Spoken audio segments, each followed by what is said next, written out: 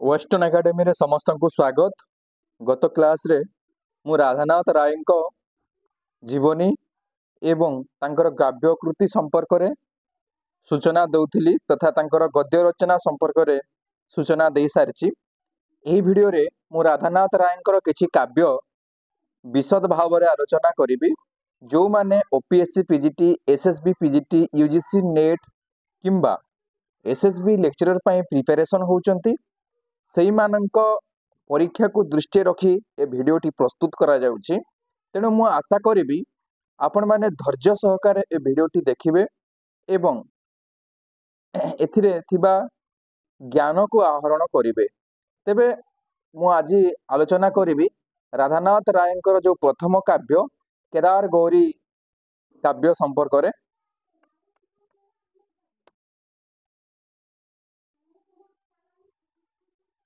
एई जो स्क्रीन रे आपण माने देखि पारुचंती राधानाथ रायंकर समग्र काव्य कृतिर एक छाप मु स्क्रीन रे शो करने को चेष्टा करिछि। निश्चय आपण मानक विजिबल होउथो बोली मोर आशा। जो माने कमेंट करूचंती जे विजिबल हो नाही आपण माने निजर जो वीडियो रो क्वालिटी टिके बढ़ांतु तापरे आपण मानक शो करिवा बोली मोर आशा। ठीक अछि। आ गोटे बड़ सूचना होउची क्लास करिया पूर्व मु कहि रखिबा को चाहूची वेस्टर्न एकेडमी तरफ रु वर्तमान एसएसबी लेक्चरर पाई नोट्स एसएसबी पीजीटी पाई किबा जे कोनोसी पीजीटी पाई ओडिया विषय पाई हमर क्लास दिया जाउची जोटा रहिची 1500 आपण माने ताकू जॉइन करि परिबे एवं एसएसबी लेक्चरर किबा ओपीएससी लेक्चरर पाई जो माने प्रिपरेशन होउचंती जोटा पीजीटी रहिची ता पाई मध्ये हमर मॉक टेस्ट प्रैक्टिस रो व्यवस्था रहिची। ओनली 249 देखि आपण माने मॉक टेस्ट नै परिबे जोथरे 600 रु प्लस क्वेश्चन आपण मानकु रहिबो। तेणु ये होची कि सूचना आमे एबे देखिबा राधानाथ रायंको काव्यर जोटा विकसित पर्याय कहूचे आमे से पर्याय को आमे टिके अवलोकन करिबा बा सारस्वत प्रतिभार वैष्णव सामल भाषा रे जे सारस्वत प्रतिभार उन्मेष और उत्कर्ष पर्व जोठी फुटिची राधानाथ रायंकर प्रकृत पांडित्यर धारा से धारा को आमे टिके अवलोकन करिबा। राधानाथ कर सारस्वत प्रतिभार जो उन्मेष पर्व आमे नहीं पारिबा ए पर्व को जे 1885 रु 1896 ख्रीष्टाब्द पर्यंत ये जो दीर्घ 11-12 वर्ष होची प्रकृत रे राधानाथ कर बा राधानाथ साहित्यर एक चरम उत्कर्ष समय। यही समय रे राधानाथ राय तांकर जो प्रसिद्ध काव्य कृतिर कर्म रे लिप्त थिबा आमे अनुमान करि पारिबा।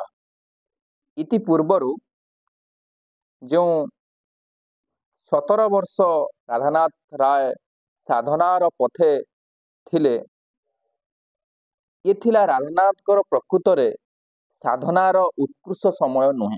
ये थिला प्रकृत रे राधानाथ साहित्यर बा राधानाथ साहित्य को प्रस्तुति करिवारे ई 17 वर्ष समय देथिले बा याकू आमे कहि पारिबा प्रस्तुति पर्व भाव रे ग्रहण करि पारिबा।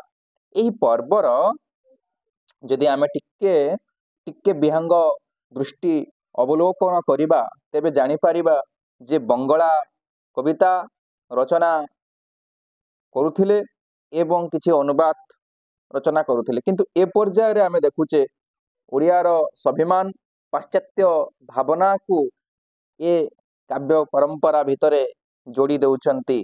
पाठ्य पुस्तक ओडिया गद्य पद्य रचनार मध्य देई प्रतिभार जो उत्कर्ष पर्याय को बा क्रम विकास को पहुंचुचंती।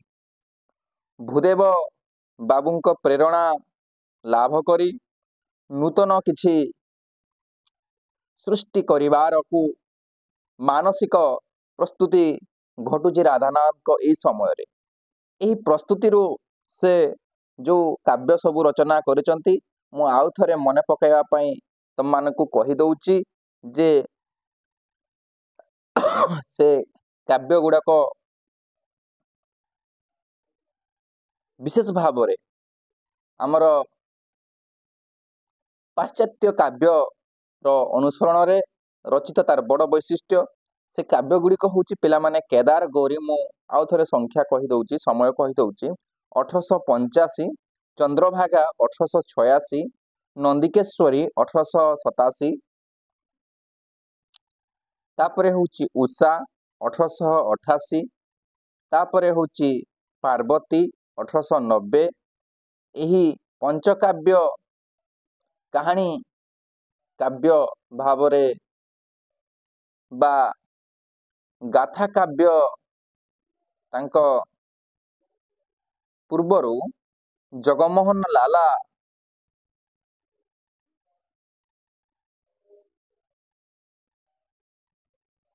ଭ୍ରମଭଞ୍ଜ ନାମକ 1868ରେ ଏବଂ ରାମଶଙ୍କର ରାୟ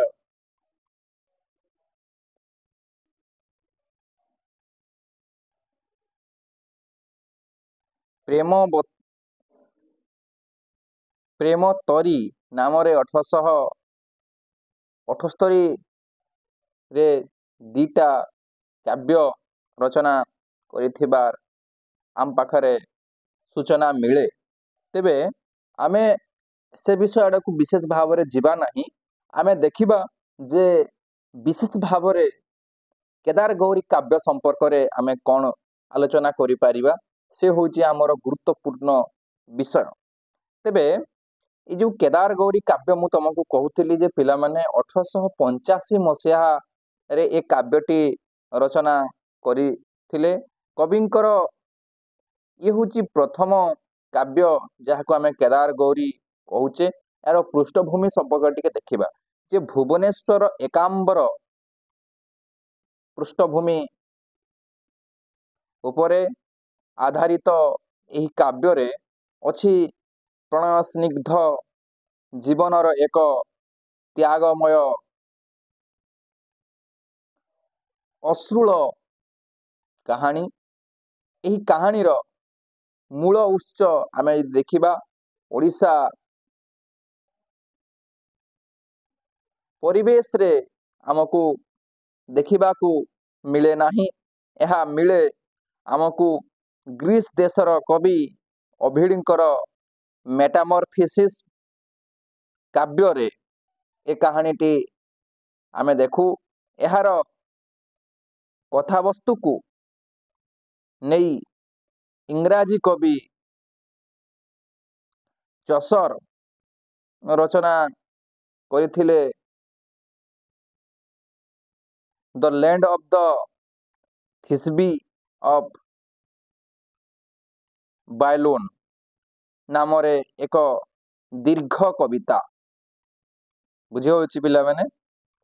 ସେକ୍ସପିୟର ମଧ୍ୟ ଏହି କଥାବସ୍ତୁକୁ ତାଙ୍କର ମିଡ୍ ସମର ନାଇଟ୍ସ ଡ୍ରିମ୍ ବୋଲି ଗୋଟେ ନାଟକର ପଞ୍ଚମ ଅଙ୍କ ପ୍ରଥମ ଦୃଶ୍ୟରେ ନାଟ୍ୟ ରୂପ ଦେଇଥିବା କଥା ଆମେ ଜାଣିବାକୁ ପାଉ। ରାଧାନାଥ ଏହି ଉଭୟ ଗ୍ରନ୍ଥକୁ ଅଧ୍ୟୟନ କରିଥିବେ ଏବଂ ତାହାକୁ ଆପଣାର କାବ୍ୟରେ ଏପରି ବର୍ଣ୍ଣନା କରିବା ପାଇଁ ସହଜ ହେଇଥିବ ଯାହା ଓଡ଼ିଶାର ବାତାବରଣ ଭିତରେ ସେ ମିଶେଇ ପାରିଛନ୍ତି। ଏ କାବ୍ୟ ସମ୍ପର୍କରେ ଦେଖିବା ଏକ ପ୍ରଣୟମୂଳକ ଦୁଃଖାନ୍ତକ କାହାଣୀକୁ କବି ଦେଇଛନ୍ତି ଏକ ମନୋଜ୍ଞ କାବ୍ୟ ରୂପ। ଲଳାଟ କେଶରୀ ଯେଉଁ ସୁନ୍ଦର ନଗରୀ ପ୍ରସ୍ତୁତ କରିଥିଲେ, ପ୍ରତିଷ୍ଠା କରିଥିଲେ, ତାର ନାମ आमे कहि परिबा भुवनेश्वर एक रमणीय स्थान। सेहिठारे केदार ओ गौरी नामरे दुई जन नवजुवा किशोर एवं किशोरी पिला दिनरू परस्पर को तांकर भल पाइबा बा मनर आदान प्रदान थिला। मात्र सेमानंकर मिलन पाई तांकर घरे बा पिता माता प्रतिबंधक हेले। ये होची कहानीर मूल कथा वस्तु। परस्पर को आकट कले स्वाभाविक एक घटनाटी घटे, तथापि सेमाने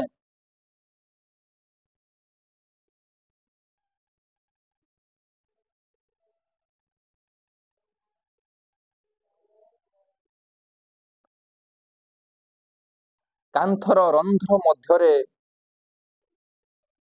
एकांतरे निज निजर हृदयर भाव को सेमाने व्यक्त कले।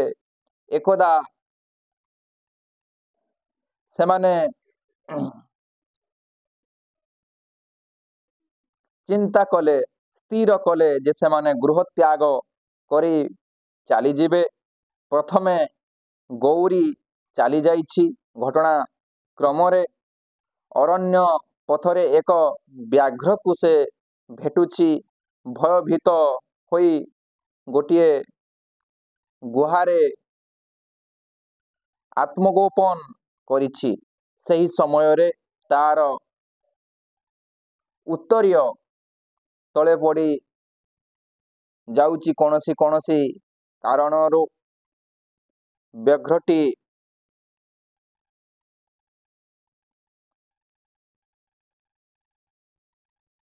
पुनर्बार सही बाटरे फेरिला बेले उत्तरटी को जो उत्तरटी पड़ीथिला गौरीर से उत्तरटी को चिरी पकाइला।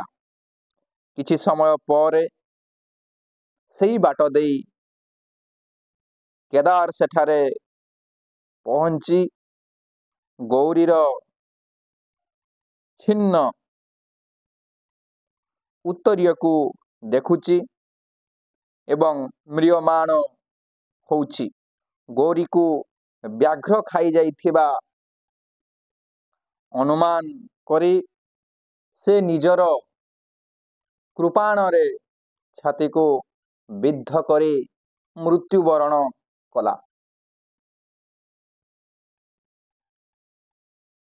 गौरी पहुंची केदार मृत्यु देखी दुखरे भांगी पड़िला ओ निजे सही कृपाण द्वारा निजर आत्महत्या कला। राजा ललाट केशरी को स्वप्नादेश हेला जे से केदार ओ गौरी शव संस्कार कराइबे ओ सही ठारे एक मंदिर निर्माण कराई सेथिरे केदार ओ गौरी नामानुसारे प्रतिमा स्थापन कले। एबे भुवनेश्वर रे आमे जो केदार गौरी मंदिर विद्यमान देखुचे सेठारे शिव एवं पार्वती जो उपासना करा जाउची। एहे कहानी पछरे एही इतिहास को जोड़ुछंती कविवर राधानाथ राय। राधानाथ राय एही काव्य रे आमे प्राच्य और पाश्चात्यर चिंताधारार एक समन्वय धारा प्रवाहित करने को चेष्टा करचंती। पाश्चात्य गल्प को एथिरे वर्णना करा जाइछि। एथिरे वर्णित गल्पांश आहूत मौलिकता नहीं, मात्र वर्णना विन्यास रे राधानाथंकर ललित सौंदर्य बोध प्रकटित ହେଇଛି। ଇତିହାସ ସହିତ ଏହି କାବ୍ୟର ବିଶେଷ ଭାବରେ ଯଦି ଦେଖିବା କୌଣସି ସମ୍ପର୍କ ମାତ୍ର ମଧ୍ୟ ନାହିଁ। ଅଥଚ ରାଧାନାଥ ବାବୁ ଏହି କାହାଣୀରେ ଇତିହାସର ଯେଉଁ ଭ୍ରମ ସୃଷ୍ଟି କରିଦେଇଛନ୍ତି,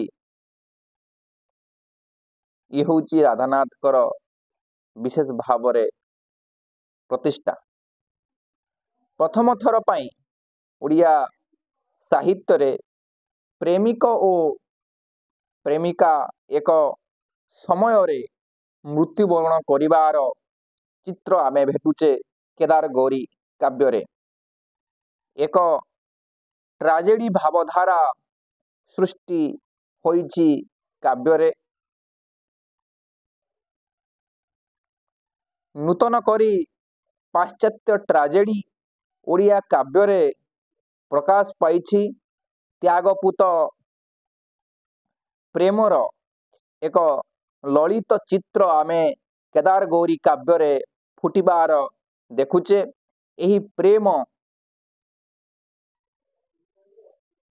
ଉଭୟମୁଖୀ ହେଇଛି। ପରିବାରର ବିରୋଧ ସତ୍ତ୍ୱେ ପ୍ରେମର ଭିତ୍ତି ବା ପ୍ରେମର ଦୀପ୍ତି ଯେ ଉକୁଟି ଉଠିଛି, କବି ତାକୁ କିଭଳି ଭାବରେ ବର୍ଣ୍ଣନା କରୁଛନ୍ତି ଆମେ ଟିକେ ସେ କବିତାକୁ ଅଧ୍ୟୟନ କଲେ ଜାଣିବା। ଧନ୍ୟ ସେ ପ୍ରୀତି କି ମରଣ ଭୀତି କି, ପ୍ରୀତି ଯେ ପାରଇ ଜେଣି, ଶିରୀଷ ମୃଦୁଳା ଲବଣୀ ପିତୁଳା, ପ୍ରୀତି କଲା ସାହସିନୀ, ପ୍ରୀତି କଲା ସାହସିନୀ। କେଦାର ଗୌରୀ ରାଧାନାଥଙ୍କର ଏକ ପ୍ରଣୟ ମୂଳକ ମୁଁ କାବ୍ୟ କହୁଥିଲି। ଏହାର ପରିଣତି ବା ଥିମେଟିକ୍ ରିଦମ୍ କହିପାରିବା ଆମେ। ନାୟକ ଓ ନାୟିକାଙ୍କର ମୃତ୍ୟୁ, ପାରସ୍ପରିକ ଆକର୍ଷଣରେ ପ୍ରେମର ହୋଇଛି ପ୍ରକୃତରେ ବିକାଶ। ଏହି ଗ୍ରନ୍ଥ ପରେ ରାଧାନାଥ ରାୟ ରଚନା କରୁଛନ୍ତି ଆଉ ଏକ ପ୍ରସିଦ୍ଧ କାବ୍ୟ, ଯାହାର ନାମ ହେଉଛି ପିଲାମାନେ ଚନ୍ଦ୍ରଭାଗା। ଏହି ଚନ୍ଦ୍ରଭାଗା କାବ୍ୟ ସମ୍ପର୍କରେ ମୁଁ କହୁଥିଲି ଯେ ଏହା ପ୍ରାୟତଃ 1886 ମସିହା ବେଳକୁ ପ୍ରକାଶ ପାଉଛି। ଏଥିରେ ପ୍ରେମରେ ପାରସ୍ପରିକ ଆମେ ଏହାର ବିପରୀତ ଚିତ୍ରଟି ଚନ୍ଦ୍ରଭାଗାରେ ଦେଖିବା। ପାରସ୍ପରିକ ଆକର୍ଷଣ କ୍ଷଣ ମାତ୍ର ନାହିଁ, ଅଛି ଏକ ପକ୍ଷରେ ଆକର୍ଷଣ ଏବଂ ଅନ୍ୟ ପକ୍ଷରେ ବିକର୍ଷଣର ଏକ କରୁଣ ଚିତ୍ର। ଏଥିରେ ପ୍ରେମ ନାହିଁ, ଏଥିରେ ପ୍ରେମ ନାହିଁ, ଅଛି କେବଳ ଉପଭୋଗ ମାନସିକତା, ଉପଭୋଗର ତୃଷ୍ଣା, ଯେଉଁ ତୃଷ୍ଣାର ପରିଣତି ସୂର୍ଯ୍ୟଙ୍କୁ ଭୋଗିବାକୁ ପଡ଼ୁଛି। ଏହି ଗ୍ରନ୍ଥର ବିଷୟବସ୍ତୁ ପାଶ୍ଚାତ୍ୟ ଗ୍ରନ୍ଥରୁ ଏହା ମଧ୍ୟ ଆହୁତ। ଓଭିଡଙ୍କର ମେଟାମରଫିସିସ୍ କାବ୍ୟରେ ବର୍ଣ୍ଣିତ ଆପୋଲୋ ଏବଂ ଡାଫ୍ନି କାହାଣୀକୁ ନେଇ ରାଧାନାଥ ଏହି କାବ୍ୟକୁ ବା ଏହି ଚନ୍ଦ୍ରଭାଗା କାବ୍ୟକୁ ସେ ରଚନା କରୁଛନ୍ତି। ପିଲାମାନେ ଯଦି ବୁଝି ନ ପାରୁଛ ତାହେଲେ ମୋତେ କମେଣ୍ଟ ବକ୍ସରେ କ୍ୱେଶ୍ଚିନ୍ ପଚାର। ଏଥିରେ ଆପୋଲୋ ହେଉଛନ୍ତି ସୂର୍ଯ୍ୟ ଏବଂ ଡାଫ୍ନି ଯେ ଚରିତ୍ରଟି ହେଉଛନ୍ତି ପାଶ୍ଚାତ୍ୟର, ଡାଫ୍ନି ହେଉଛନ୍ତି ଓଡ଼ିଆର ଚନ୍ଦ୍ରଭାଗା। ବୁଝି ହେଉଛି। ଓଭିଡଙ୍କ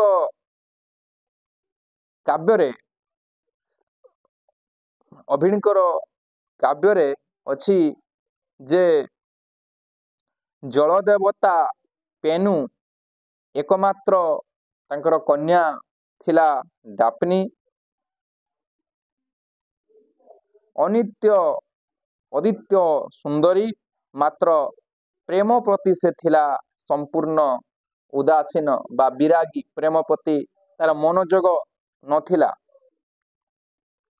मनोरम प्रकृति कोଳରେ स्वाधीन भावरे वितरण करिबार थिला तार एकमात्र शौक बा लक्ष्य कहिले अत्युक्ति ହେବ ନାହିଁ।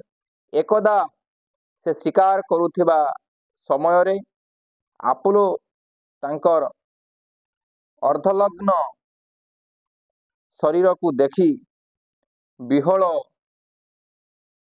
होइगले। डाफनी निकट को से आगे आसबारू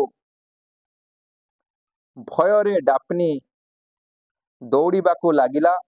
परे पछे पछे आपोलो मध्य ताकू दौड़ेबा पाई लागिले एवं डाफनी को डाकी तांकू चाहिबा पाई अनुरोध कले।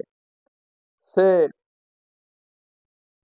निजर परिचय देले जे से हेउछंती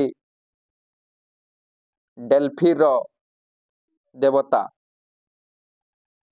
एकथा शुणी डाफनी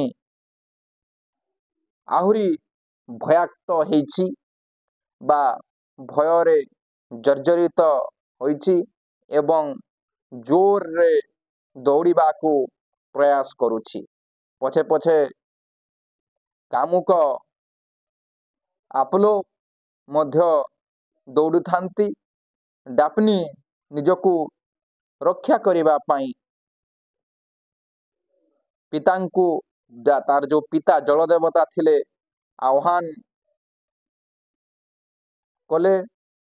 तांकर पाद आउ नचलिबा रु से आह्वान करिसंती। से क्रमे एक वृक्षरे परिणत होइगले। से वृक्षर नाम ग्रीक रे दियागला लरेल वृक्ष। निजस्व ये होउची शब्द लरेल शब्दटी ग्रीक रो, किंतु से वृक्षर महात्म्य को एठी उपस्थापना करा जाइछि जे विजयी वीर माने विजय संकेत स्वरूप यही वृक्षर पत्र को मस्तकरे धारण करिवार परंपरा रहिछि। ये थिला पिला माने राधानाथ रायंकर जो आपोलो डाफनी बा मेटामॉर्फोसिस काव्यर मेटामॉर्फोसिस तांकर जो ग्रंथर जो आपोलो डाफनी प्रसंग रहिछि से प्रसंग को अनुसरण करी बा से प्रसंग को मु एठी उपस्थापना कली जे कविवर राधानाथ राय सेटा को केमिति भावरे आहरण करिसंते। आमे से जिंस देखिबा कविवर राधानाथ राय अभिड़ीकर कहानी को भित्ति करी एही चंद्रभागा काव्यटी परिकल्पना करिअछंती। श्री जगन्नाथंकर पोष्य मासर रामाभिषेक उत्सव हुए आमे समस्ते जानू। एही उत्सव दर्शन लागी नाना स्थानरू देवादेवी माने आसी सिंह द्वार रे अपेक्षा करिथांती। सभा पछरे कामदेव एवं रति आसी अपेक्षा नकरी मंदिर मध्यकू प्रवेश कले। सूर्य ओ ए घटना को सही न पारी कामदेवतांकू भर्त्सना करिबाकू आरंभ करिसंती। किभଳି भावरे कामदेवतांकू सूर्य देवता भर्त्सना करुचंती से टिके आगे जाइकी दर्शन करि देबारु देख। हर कपानले थरे थु जळिथिलु मदन। हर कपानले थरे तु जळिथिलु मदन। पुणी जळिबाकू ए देह परा जळिछि मन। तापरे कहउचंती संसारे संसारे जाबत कलंक। संसारे जाबत कलंक तार अटु देवता। नारी नारींकर नारी नारींकर नरंक तुही अटु करता। तापरे कहउचंती छार फूल धनु धरि तू छार फूल धनु धरि तू सुरे बोलाऊ सुर। ଲଜ୍ଜା ତାପରେ କ'ଣ କହୁଛନ୍ତି, ଲଜ୍ଜା ଯାଇ ନାହିଁ ପାରେ ସେ ହେଲେ ଜିଣି ତ୍ରିପୁର। ଏଇଭଳି ଭାବରେ ସେ ବର୍ଣ୍ଣନା କରୁଛନ୍ତି। କାମଦେବ କିନ୍ତୁ ସୂର୍ଯ୍ୟଙ୍କୁ ଚାହିଁ ହସିଦେଲେ ଏବଂ କହିଲେ, ତାଙ୍କ ଉକ୍ତିରେ, ଯେଡ଼େ ଦମ୍ଭ କର ହେଲେ ମୁଁ ଦମ୍ଭ ହରିବି ଦିନେ, କନ୍ଦର୍ପ ପାଖରେ କାହାରି ଦମ୍ଭ ଓ ତେଜ ରହେ ନାହିଁ। ଯେ ଯେତେ ତେଜସ୍ୱୀ ହେଉନା କାହିଁକି, ସେ ଫୁଲଧନୁର ଅଗ୍ରଭାଗରେ ଯେତେବେଳେ ପଡ଼େ, ଫୁଲଧନୁର ଦ୍ୱାରା ଯିଏ କବଳିତ ହୁଏ, ତା ପାଖରେ ପଡ଼ିଲେ ତାର ସବୁ ତେଜ ବଣା ହୋଇଯାଏ। ଏଭଳି କହି କାମଦେବ ଚାଲିଗଲେ। କିଛି ଦିନ ପରେ ପୁରୀ ସମୁଦ୍ର ବେଳାଭୂମିରେ ସୁମନ୍ୟୁ ଋଷି ଜନୈକା ଅପ୍ସରା କନ୍ୟା ଚନ୍ଦ୍ରଭାଗାକୁ ଲାଳନ ପାଳନ କରି ରହୁଥିଲେ।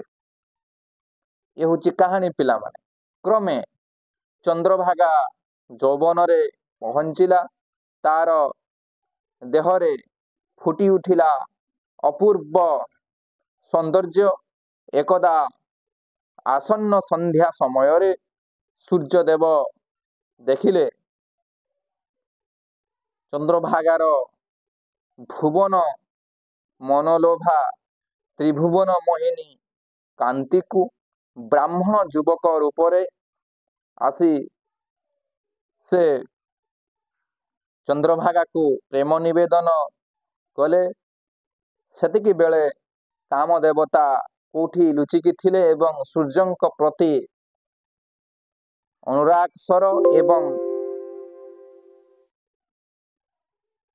ଚନ୍ଦ୍ରଭାଗା ପ୍ରତି ବିରାଗ ସ୍ୱର ମାରିଦେଲେ। ଫଳରେ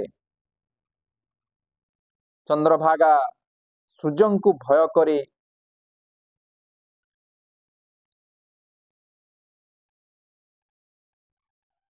ଦ୍ରୁତ ଗତିରେ ଦୌଡ଼ିବାକୁ ଲାଗିଲା। ସୂର୍ଯ୍ୟ ତାକୁ ପ୍ରତିଧାବନ କରି ଚନ୍ଦ୍ରଭାଗା ପଛେ ପଛେ ଗଲେ।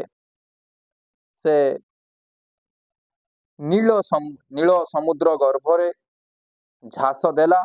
ଏକଥା ଧ୍ୟାନ ବଳରେ ଋଷି ସୁମନ୍ୟୁକୁ ଗୋଚର ହେଇଛି। ସେ ସୂର୍ଯ୍ୟଙ୍କୁ ଅଭିଶାପ ଦେଲେ ଯେ କ'ଣ ଦେଇଛନ୍ତି, ଫଳରେ କୋଣାର୍କର ସୂର୍ଯ୍ୟ ମନ୍ଦିର ଭାଙ୍ଗି ପଡ଼ିଲା। ଏ ଯେଉଁ କଥା ଇତିହାସ ସହିତ ଯୋଡ଼ିଛନ୍ତି ଓ ସେଠାରୁ ସୂର୍ଯ୍ୟ ପୂଜା ଉଠିଗଲା। ବିଦେଶୀ କାହାଣୀ ଅବଲମ୍ବନରେ ଚନ୍ଦ୍ରଭାଗା କାବ୍ୟ ପରିକଳ୍ପିତ। ଏଥିରେ ରାଧାନାଥ ଇତିହାସ ଓ କିମ୍ବଦନ୍ତୀକୁ ବିଶେଷ ଭାବରେ ଯୋଡ଼ିବା ପାଇଁ ଚେଷ୍ଟା ପ୍ରକଟ କରିଛନ୍ତି। ମାତ୍ର ଇତିହାସ ଯୋଡ଼ି ହୋଇ ବା ଯୋଡ଼ି ହେବା ସମ୍ଭବ ନୁହେଁ। ତଥାପି ଏହି କାବ୍ୟରେ ସତ୍ୟ ହେଉଛି କବିତା ଓ କବିତ୍ୱ। ମିଥ୍ୟା ଯଦି ଆମେ କହିବା ତାହେଲେ ମିଥ୍ୟା ହେଉଛି ଉପାଖ୍ୟାନ। ବୁଝି ହେଉଛି ପିଲାମାନେ। ରୂପ ପାଇ କବି ରାଧାନାଥଙ୍କର ରୂପ ସୌନ୍ଦର୍ଯ୍ୟ ବର୍ଣ୍ଣନା ଚନ୍ଦ୍ରଭାଗା କାବ୍ୟକୁ କ'ଣ କେତେ ମହିନ୍ମୟ କରିଛି ଆମେ ଦେଖିବା। କିନ୍ତୁ ରୂପ ଥିଲେ ପ୍ରଚ୍ଛନ୍ନେ କେବେ ରସିକ ଛାଡ଼େ। ରୂପର ସମ୍ପର୍କ କହନ୍ତି। କିନ୍ତୁ ରୂପ ଥିଲେ ପ୍ରଚ୍ଛନ୍ନ କେବେ ରସିକ ଛାଡ଼େ, ମଧୁ ଥିଲେ ପୁଷ୍ପେ ଯତନେ ଖୋଜି ମଧୁପ କାଢ଼େ। ଏଇଭଳି ଭାବରେ ରୂପର ପ୍ରଶଂସା କରାଯାଉଛି। ଶ୍ରବଣେ ବୋଲଇ କୁଣ୍ଡଳ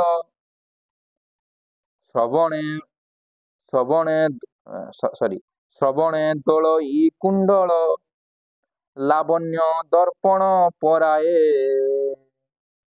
ଆର୍ଦ୍ଧେନ୍ଦୁ ଲଳାଟେ ସିନ୍ଦୁର ବିନ୍ଦୁ ରମଣୀ।